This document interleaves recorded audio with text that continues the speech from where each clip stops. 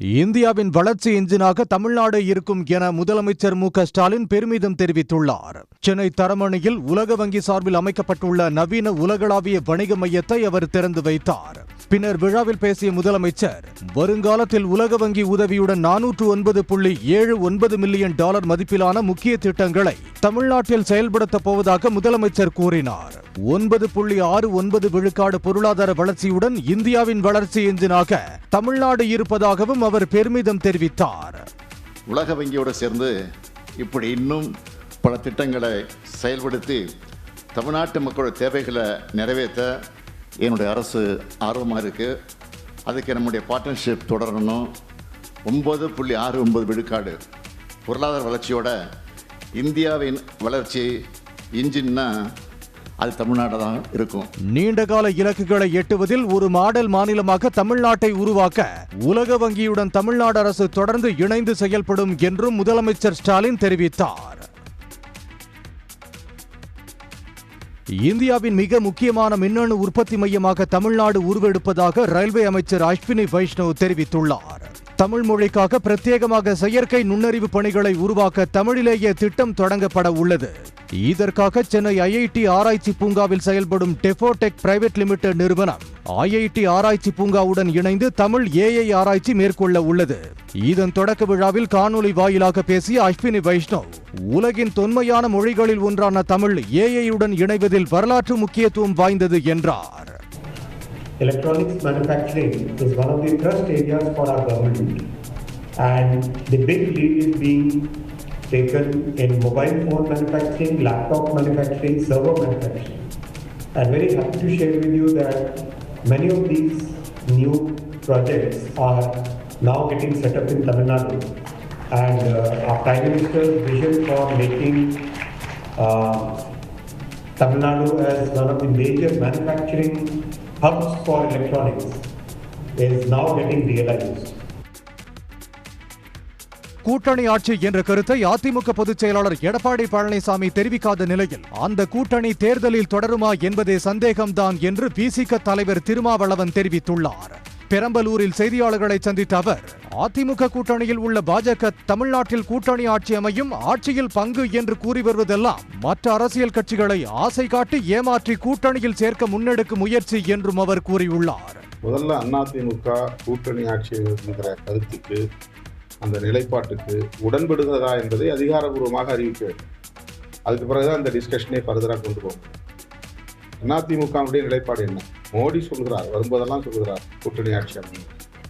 அது கூட இருக்கிற கட்சிகளை ஏமாற்றுவதற்கான ஒரு முயற்சி, ஊசலாட்டத்தில் இருக்கிற கட்சிகளை தம் பக்கம் ஈர்த்து போடுவதற்கான ஒரு முயற்சி. அவ்வளவுதான்.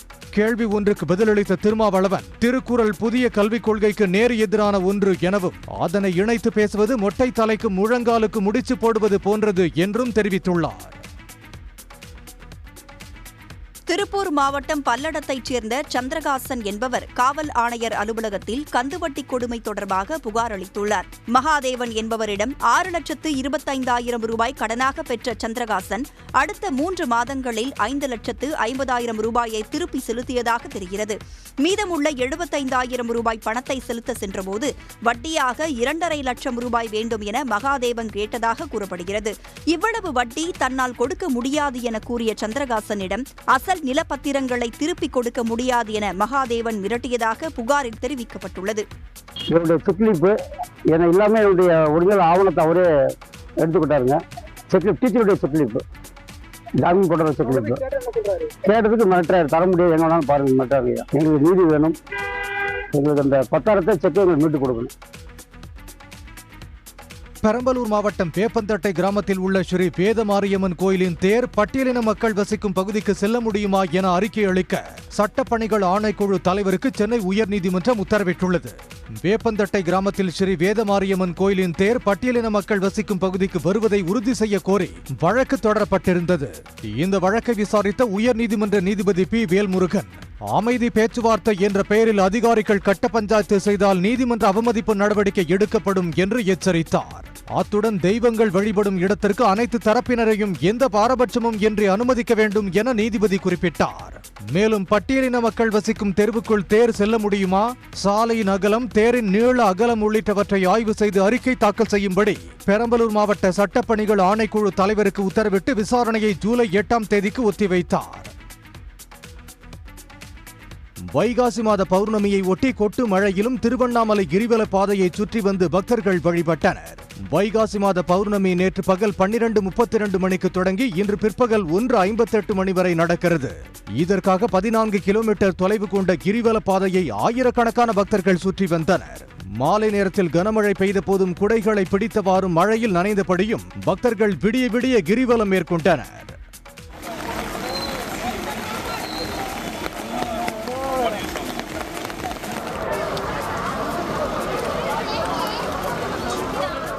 மக்கள் கூட்டம் குறையல, நல்லா இருந்தது. நடந்து வர்றதுக்கும் எங்களுக்கு ரொம்ப சந்தோஷமா இருந்தது. அதே மாதிரி பார்த்தீங்கன்னா சாமி தரிசனத்துக்கு இன்னும் ராஜகோபுரத்துக்கிட்ட போகல, இப்போதான் போயிட்டே இருக்கோம். ரொம்ப சந்தோஷமா இருக்கு. ஒவ்வொரு டைமும் வரும்போது எங்களுக்கு மனநிறைவோட கோயில்ல இருந்து வீட்டுக்கு போறோம். சென்னை மெரினா கடற்கரையில் கலைஞர் பாய்மர படகு அகாடமி அமைக்க அனுமதி வழங்க ஒன்றிய அரசின் சுற்றுச்சூழல் அமைச்சகத்தின் நிபுணர் மதிப்பீட்டு குழு பரிந்துரை செய்துள்ளது. மெரினாவில் கூவ முகத்வார கரையோரத்தில் 2.75 ஏக்கர் பரப்பளவில் 7 கோடி ரூபாய் செலவில் அரசின் பாய்மர அகாடமி மற்றும் திறன்மிகு பயிற்சி மையம் ஏற்படுத்த திட்டமிடப்பட்டது. 1250 சதுர மீட்டர் பரப்பில் 2 தளங்கள் கொண்ட கட்டடத்தின் கீழ் தளத்தில் பயிற்சி அறை, வீடியோ நூலக அறை, படகு நிறுத்தும் இடம் மற்றும் நீச்சல் குளம் அமைக்கப்பட உள்ளது. முதல் தளத்தில் திறந்தவெளி வகுப்பறை, யோகா அறை, விளையாட்டு அறிவியல் பயிற்சி அறை அமைக்கப்பட உள்ளது. கடந்த ஆண்டு இதற்கான திட்ட அறிக்கையை தமிழ்நாடு விளையாட்டு மேம்பாட்டு ஆணையம் தயார் செய்த நிலையில் தற்போது இந்த விண்ணப்பத்தை பரிசீலனை செய்த ஒன்றிய சுற்றுச்சூழல் அமைச்சகத்தின் நிபுணர் மதிப்பீட்டு குழு கடலோர மண்டல ஒழுங்குமுறை ஆணைய அனுமதி வழங்க பரிந்துரை செய்துள்ளது. இதனால் இதற்கான அனுமதி விரைவில் கிடைக்கும் என்று எதிர்பார்க்கப்படுகிறது. மூடா முறைகேடு வழக்கில் கர்நாடக முதலமைச்சர் சித்தராமையாவின் 100 கோடி ரூபாய் மதிப்பிலான சொத்துக்களை அமலாக்கத்துறை முடக்கியுள்ளது. மைசூரு நகர வளர்ச்சிக் கழகமான மூடாவில் தனது மனைவி பார்வதிக்கு 14 வீட்டு மனைகள் வாங்கி கொடுத்ததாக சித்தராமையா மீது குற்றச்சாட்டு எழுந்தது. இந்த விவகாரம் தொடர்பாக சித்தராமையா மீது அமலாக்கத்துறை போலீசார் வழக்கு பதிவு செய்து விசாரித்து வருகின்றனர். இந்த நிலையில் மூடா வழக்கில் சித்தராமையாவின் 100 கோடி ரூபாய் மதிப்பிலான 92 அசையா சொத்துக்களை அமலாக்கத்துறை முடக்கியுள்ளது. இந்த வழக்கில் இதுவரை 400 கோடி ரூபாய் மதிப்புள்ள சொத்துக்கள் முடக்கப்பட்டுள்ளன. இந்த சொத்துகள் ரியல் எஸ்டேட் தொழிலதிபர்கள் உள்ளிட்ட பலரின் பெயர்களில் உள்ளது என அமலாக்கத்துறை கூறியுள்ளது. உலக மக்கள் தொகையில் 146 கோடி மக்கள் தொகையுடன் இந்தியா தொடர்ந்து முதலிடத்தில் இருப்பதாக ஐக்கிய நாடுகள் அவை தெரிவித்துள்ளது. 2025ஆம் ஆண்டுக்கான உலக மக்கள் தொகை அறிக்கையை ஐக்கிய நாடுகள் அவை வெளியிட்டுள்ளது. 146 கோடி மக்கள் தொகையுடன் இந்தியா முதலிடத்தில் இருந்தாலும் குழந்தை பிறப்பு விகிதம் 2.1ஆக இருக்க வேண்டிய நிலையில் 1.9ஆக மட்டுமே இருப்பதாகவும் இதனால் மக்கள் தொகை வேகமாக அதிகரிக்காது என்றும் கூறப்பட்டுள்ளது. இந்திய மக்கள் தொகையில் 14 வயதுக்குட்பட்டவர்கள் 24% பேர் இருப்பதாகவும் 15 முதல் 64 வயதுடையோர் 68% பேர் இருப்பதாகவும் 65 வயதுக்கு மேற்பட்டோர் 7% இருப்பதாகவும் கூறப்பட்டுள்ளது. இந்தியாவில் ஆண்களின் ஆயுட்காலம் சராசரியாக 71 ஆண்டுகளாகவும் பெண்களின் ஆயுட்காலம் 74 ஆண்டுகளாகவும் உள்ள நிலையில் முதியவர்களின் எண்ணிக்கை வரும் ஆண்டுகளில் அதிகரிக்கும் என்றும் ஐக்கிய நாடுகள் அவையின் அறிக்கை கூறியுள்ளது. இந்தியாவின் மக்கள் தொகை குறைய இன்னும் 40 ஆண்டுகள் ஆகும் என்றும் அறிக்கையில் கணிக்கப்பட்டுள்ளது. சர்வதேச அளவில் ChatGPT செயலி முடங்கியதால் பயனர்கள் கடும் அவதிக்குள்ளாகினர். செயற்கை நுண்ணறிவு செயலிகளில் முன்னிலை வகிக்கும் ChatGPT-யை உலக அளவில் 50 கோடிக்கும் மேற்பட்டோர் பயன்படுத்தி வருகின்றனர். ChatGPT இயங்காதது தொடர்பான புகார்கள் இந்தியா மற்றும் அமெரிக்காவில் அதிக அளவில் பதிவாகியுள்ளன. ChatGPT சேவை பிற்பகல் 3 மணிக்கு மேல் உலகின் பல பகுதிகளில் முடங்கியதாக கூறப்படுகிறது. இந்த நிலையில் சேவை முடங்கியதை உறுதி செய்துள்ள OpenAI நிறுவனம் பிரச்சனையை சரி செய்து வருவதாக தெரிவித்துள்ளது. 18 IPS அதிகாரிகளை இடமாற்றம் செய்து தமிழ்நாடு அரசு உத்தரவிட்டுள்ளது. இது தொடர்பாக தமிழ்நாடு உள்துறை செயலாளர் தீரஜ்குமார் வெளியிட்டுள்ள அறிக்கையில், சென்னை தலைமையக டிஐஜி மகேஷ்குமார் தமிழ்நாடு கடலோர பாதுகாப்பு குழும டிஐஜியாகவும், தமிழ்நாடு கடலோர பாதுகாப்பு குழும டிஐஜி ஜெயந்தி சென்னை காவல் தொழில்நுட்ப பிரிவு டிஐஜியாகவும், சென்னை தெற்கு மண்டல இணை ஆணையர் சிபி சக்கரவர்த்தி தமிழ்நாடு காக்கி ஆலை முதன்மை கண்காணிப்பு அதிகாரி டிஐஜியாகவும் நியமிக்கப்பட்டுள்ளனர். விழுப்புரம் சரக டிஐஜி திஷா மிட்டல் சென்னை மேற்கு மண்டல இணை ஆணையராகவும், சேலம் சரக டிஐஜி உமா விழுப்புரம் சரக டிஐஜியாகவும் பணியிட மாற்றம் செய்யப்பட்டுள்ளனர். இவை தவிர துணை காவல் கண்காணிப்பாளர்கள் பதவி வகித்த IPS அதிகாரிகள் 3 பேர் எஸ்பிக்களாக பதவி உயர்வு பெற்று பணியிட மாற்றம் செய்யப்பட்டுள்ளனர்.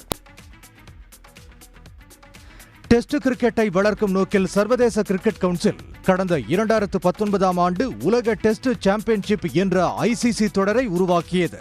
இதன் முதலாவது சீசனில் நியூசிலாந்து அணியும், இரண்டாவது சீசனில் ஆஸ்திரேலிய அணியும் கோப்பையை கைப்பற்றின.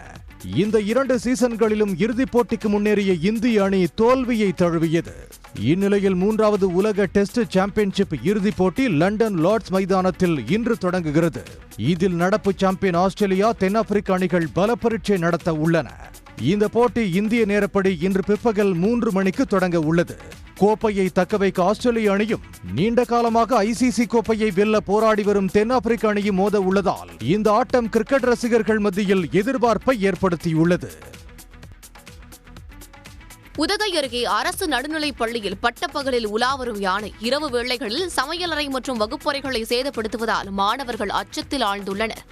மாயார் பகுதியில் கடந்த சில நாட்களாக சுற்றித் திரியும் ஒற்றை யானை இரவு நேரங்களில் கிராமத்திற்குள் புகுந்து நியாய விலைக் கடைகளில் உணவுப் பொருட்களை சேதப்படுத்தி வருகிறது.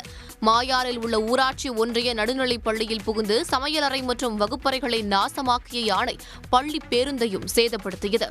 ஸ்கூலுக்கு வரும்போது யானைலாம் வருது, அப்புறம் ஊருக்குள்ளெல்லாம் வருது. எங்கள் ஸ்கூலுக்கு வரும்போது பயமாக இருக்குது. அப்புறம் எங்கள் ஸ்கூலில் நிறைய பேர் சேரணும்னு ஆசைப்பட்றாங்க. எங்கள் ஸ்கூலில் மலேசியா டூரெல்லாம் கூட்டிகிட்டு போகிறாங்க. அப்புறம் இங்கே கிச்சனெல்லாம் யானை இடிச்சிருச்சு. யானை ரொம்ப எங்களை பயப்படுத்துகிற மாதிரிலாம் பண்ணுது. எங்களுக்கு ரொம்ப பயமாக இருக்குது ஸ்கூலுக்கு நடந்து போகிறதுக்கு. ஒய்யாரமாக உலாவரும் ஒற்றை யானையை கும்கி யானைகளை வைத்து அடர்ந்த வனப்பகுதிக்குள் விரட்ட வேண்டும் என பொதுமக்கள் கோரிக்கை வைத்தனர். அத்துடன் பள்ளியை சுற்றி சோலார் மின்வேலி அமைத்து தர வேண்டும் என்று அவர்கள் கோரிக்கை விடுத்துள்ளனர். சிவகங்கை மாவட்டம் திருபுவனம் கால்நடை சந்தையில் ஒரே நாளில் 1 கோடி ரூபாய் அளவுக்கு மாடுகள் விற்பனை நடைபெற்றது. இன்றைய சந்தையில் 250 மாடுகள், 150 கன்றுக்குட்டிகள் விற்பனைக்கு கொண்டு வரப்பட்டிருந்தன. ஏராளமான கறவை மாடுகளும் வந்திருந்த நிலையில் கறவை மாடு ஒன்று 35,000 ரூபாய் முதல் 1 லட்சம் ரூபாய் வரை விற்பனைக்கு வந்தது. விறுவிறுப்பாக சந்தை நடைபெற்ற நிலையில் சுமார் 1 கோடி ரூபாய் அளவுக்கு மாடுகள் விற்பனை நடைபெற்றதாக வியாபாரிகள் தெரிவித்தனர். வாரத்துக்கு 200 மாடு 250 மாடு வரும். மாடு தரவாரியாக எல்லா சந்தை கட்டிலும் இங்கே சகாயமாக மாடு வாங்குறாங்க. மற்ற கண்டுக்குட்டிகள்லாம் வளர்ப்பு கண்டுக, மற்ற கறி மாடுக உரம் தூத்துக்குடி, கோயில்பட்டி, மதுரை இப்படி வாங்கிட்டு போகிறாங்க. 40,000 இருந்து 30,000 மாட்டோடைய தராதாரத்தை பொறுத்து இருக்குது. 10,000 12,000 வளர்ப்பு கண்டுகள் வாங்குறாங்க. இன்று முதல் ஜூன் 14ஆம் தேதி வரை தேமுதிகவின் மாவட்ட செயலாளர்கள் கூட்டம் கட்சியின் பொதுச் செயலாளர் பிரேமலதா விஜயகாந்த் தலைமையில் நடைபெறவுள்ளது. சட்டமன்ற தேர்தலின் போது பொறுப்பாளர்கள் செய்ய வேண்டிய பணிகள் குறித்து இந்த கூட்டத்தில் பிரேமலதா ஆலோசனை மேற்கொள்ள உள்ளார். மேலும் தொகுதி வாரியாக கட்சியின் நிலை மற்றும் கூட்டணி வாய்ப்புகள் குறித்தும் மாவட்ட செயலாளர்களிடம் கருத்துக்கள் கேட்கப்படலாம் என சொல்லப்படுகிறது. உடனுக்குடன் செய்திகளை தெரிந்து கொள்ள சன் நியூஸ் பெல் ஐகானை கிளிக் பண்ணுங்க.